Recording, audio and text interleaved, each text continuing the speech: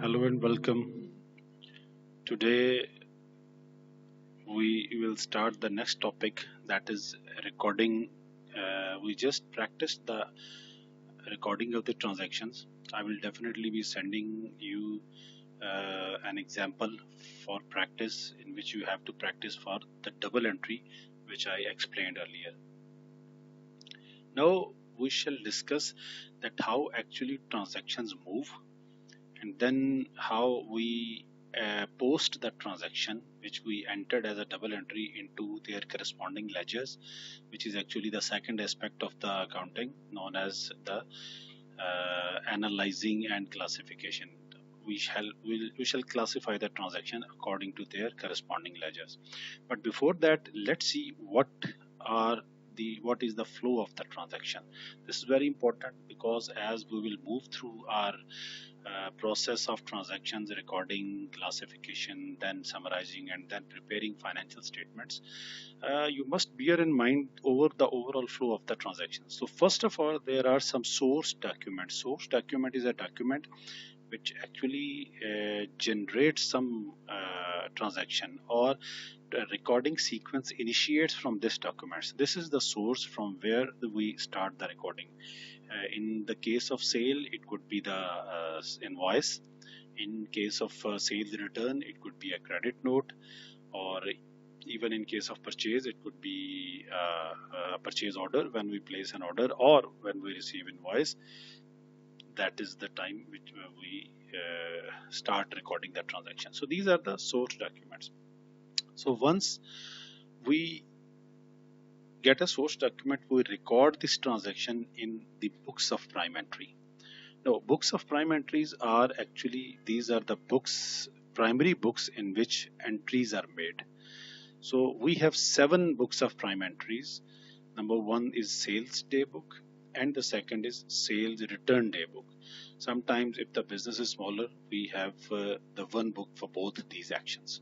So consider these as 2 books, sales day book and sales return day book. Then we have purchase day book and purchase return day book. Remember, all credit transactions, means all credit sales and all credit purchases are recorded in these purchase day book and sales day book. Whenever we make a credit sale, we record it in sales day book. Whenever we make credit purchase, we record in purchase day book. But when we make cash purchase or cash sale, it is not recorded into these books. That is recorded into cash book, because that's a cash transaction. So the another book we have is the cash book. Cash book contains all cash transactions. And then petty cash book is another book. So we have got 6 books, 2 plus 2 plus 3.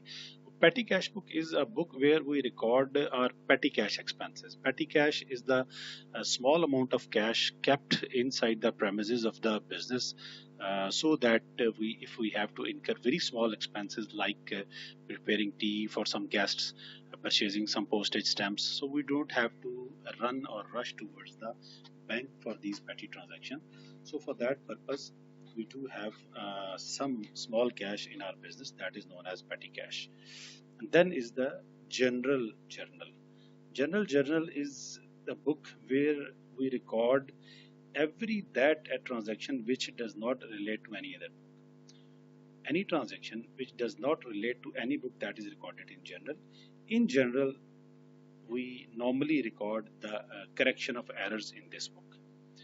So moving ahead, when we have recorded the transactions, entered the transactions into these books of prime entries, then these are moved to the ledgers. Ledgers are T accounts of every item. We classify it according to its category, then we move that transaction into its corresponding ledger.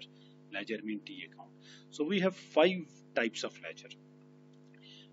One is the capital, second is liabilities.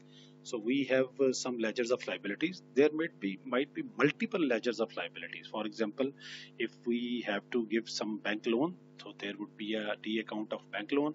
If we have purchased some material from a supplier on credit, so that would be another liability named as the payable. So there might be multiple ledgers of the liabilities. Next is assets. We might have multiple ledgers of assets as well. For example, we might have ledger or T account of cash. We can have a T account of building. T account means ledger account.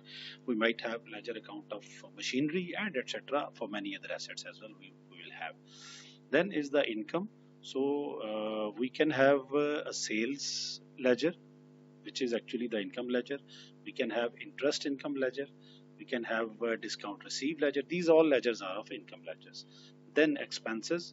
So we can have a utility bill ledger. We can have a telephone bill ledger. We can have insurance expense, interest expense. Whatever the expense we have, we will have a different ledger of for every expense. But in general, overall, we do have only 5 types of ledgers. These are the accounting heads, which we already discussed, that every transaction falls in one of these accounting heads.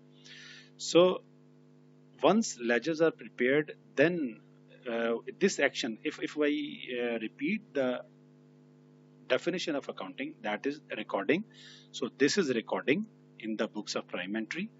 Then is analyzing and classification. We have classified the transactions into their corresponding ledgers.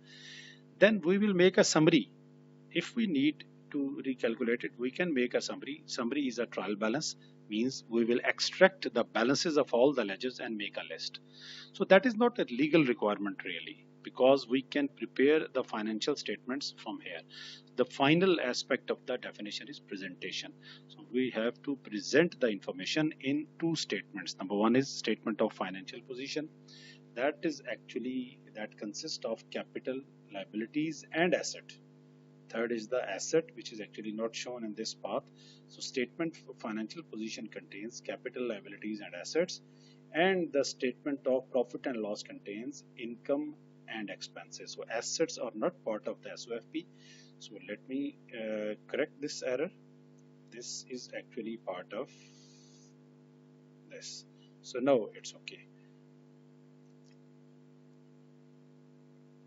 So moving ahead, we just saw that capital, assets and liabilities are recorded in the statement of financial position, and the income and expenses are recorded in the statement of profit and loss. And then in statement of profit and loss, we calculate whether it's a profit or loss depending upon income is heavier or expenses are heavier. So moving ahead, we have a lot of transaction over here for practice. We will record these transactions, but I really want you to record these transactions. I will send this example to you guys as a practice. You will have to send these transactions back to me just in the form of recording. Means you have to pass the entries, and then you have to show me that how actually you understood the recording aspect.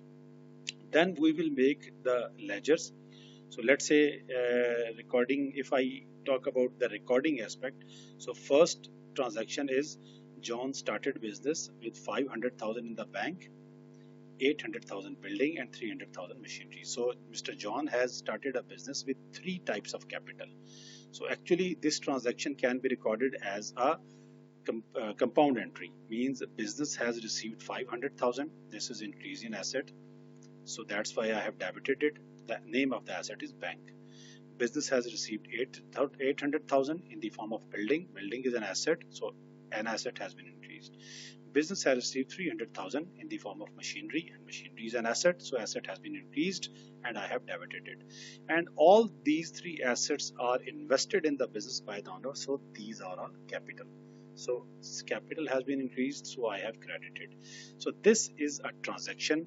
I want you to record all these transactions in this format.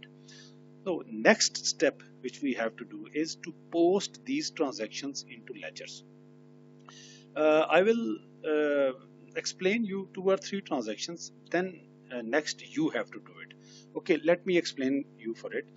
When posting, do not look at this the narration of the transaction. Just straight away look at the recording.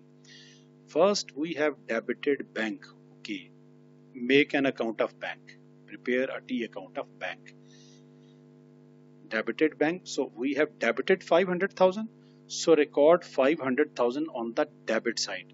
uh, if Please do not focus on this purchase of 80,000. It actually does not relate to you, so I will just cross it. Do not look into it. This is not your concern, because this is actually an advanced transaction which you will be doing when you will solve the remaining transaction. So let's see if it comes under my jurisdiction. Means if this transaction falls in next 2 3 transaction, it might become overhead. So the capital 500,000 I have debited bank, because bank was debit 500,000. I have put up 500,000 on the debit side of the bank, and with this amount I will write the reference as capital. Means the reference is credit of every debit. So if bank is debit and its corresponding credit entry is capital, I will write capital as reference with all these transactions. So let me post another transaction, then you will definitely understand that what is the reference. Next is building, debit 800,000. I will write 800,000 on the debit side, and its corresponding credit is capital. I will write capital as reference. Next is the machinery. I will create an account of machinery. 300,000 is debit. I will write 300,000 on the debit side, and its credit is capital, and I will write capital as a reference. Then it's a credit capital. I will create account of capital, and it's credited by 1600,000. But there are three debits of it: 500,000 due to bank, 800,000 due to building, 300,000 due to machinery. So I will write 800,000 bank, 800,000. Sorry, that's not 800,000. Bank is 500,000. Building is 800,000 and machinery is 300,000. So let me correct this figure. Bank,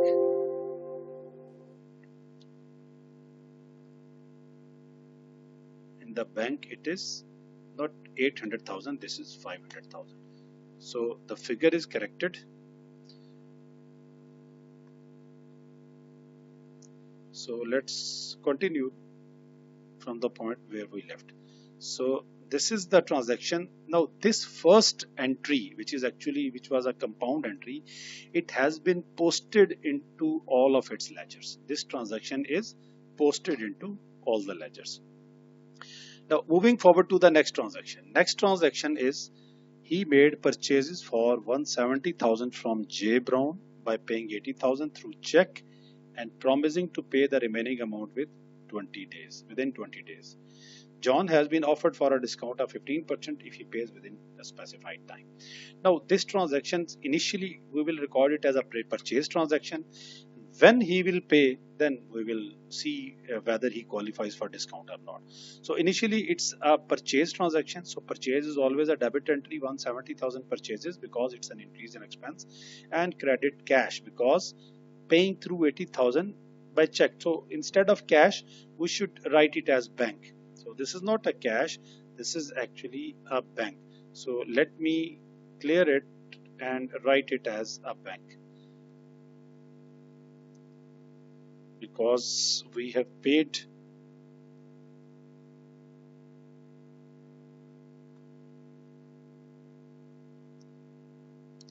so this is bank. Okay, let's continue. Debit is purchases because it's an expense. So credit bank 80,000. Bank is an asset decrease, so we have make a credit entry. And credit J Brown, we have credited J Brown with 90,000 because the purchase entry of was of 170,000, but we paid him only 80,000. The remaining 90,000 is to be recorded as liability. So liability is credited. Now we will post these transactions into ledger. How we'll do it? We'll make a ledger of purchases. So purchases, we are debiting purchases 170,000, but we have two credits of it. So we will record both the credits separate. We are debiting 80,000 due to bank. It's not cash, it's bank. And we are debiting 90,000 due to JS Brown payable. So I will record it as bank. I will again adjust this transaction as a bank. So this is it. we just recorded this transaction and then posted the first debit into its account, that's purchase account. Then it's a credit bank. We have already an account of bank in the previous slide, you know.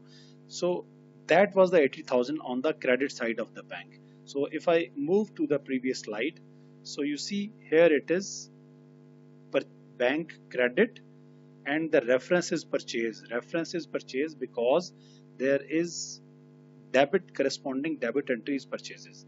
So we will credit bank, we will record 80,000 on the credit side of the bank, and the reference is its debit side, which is actually purchases. So we already have a bank account, no need to open another bank account, because once we have some account, we will continue using that account in the same account if we have the same transaction. So then credit is J Brown. We do not have currently the account of J Brown. We will open the account of J Brown and we will record it as a credit entry, credit side capital 300,000.